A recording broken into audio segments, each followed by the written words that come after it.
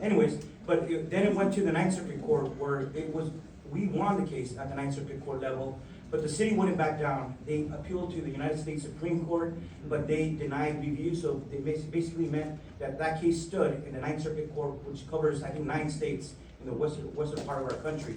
So this was the first case in California striking down an at-large election system, but it was done under the Federal Voting Rights Act. So it was one of the cases that a law that was meant to strike down discriminatory election system against African Americans was not being utilized to empower Latino communities to have better representation in their own communities. But it took somebody willing to put her name on the line to be out there in the community representing this struggle.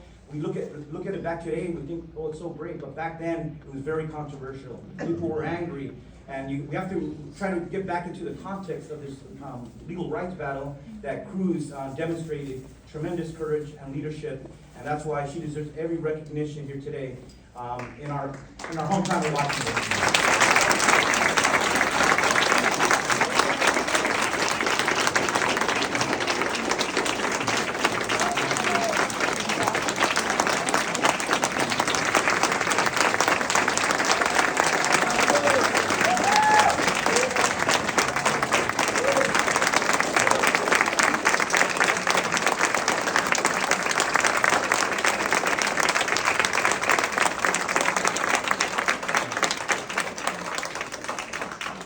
So this is all on top of also running for city council and helping the Stretch Support Committee.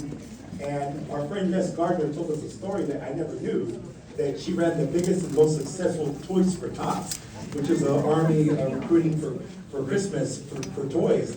And so she ran the most successful Toys for Tots that he's ever seen for several years. So she does a lot in the community, and I just want to say is that she really puts a human touch to everything. And when she talks to people, families, she really brings that human touch. And that's what makes her so special. So I want to honor her today by giving her this proclamation. I'm sure there's one coming from Monterey County and the Speaker's House soon too. Honoring Cruz Gomez for her contributions to the voting rights and community activism. Cruz Gomez, through her unwavering dedication to justice and equity, played a pivotal role in transforming Watsonville's political landscape and expanding the voting rights. In 1983, Cruz Gomez courageously ran for Watsonville City Council, bringing attention to the systemic barriers preventing Latinos from achieving political representation, despite comprising much of the population.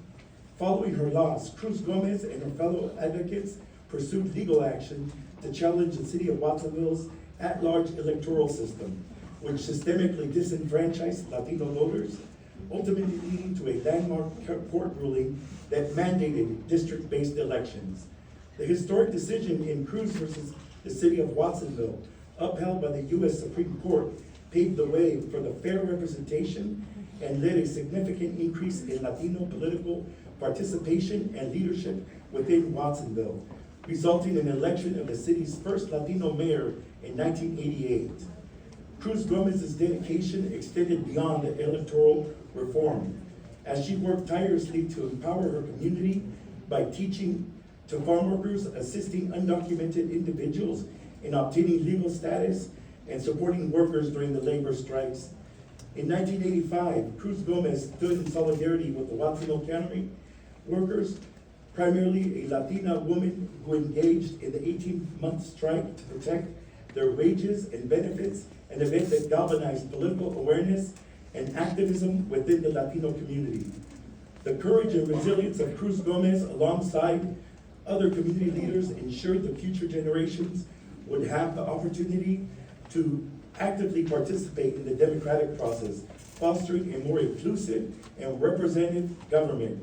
Now, therefore, I, Felipe, Santa Cruz County Board of Supervisors, here honor Cruz Gomez for her instrumental role in advancing voting rights, advocating for workers' rights, and strengthening civic engagement within the Latino community, ensuring a lasting impact on the city and the county's history and the democratic process.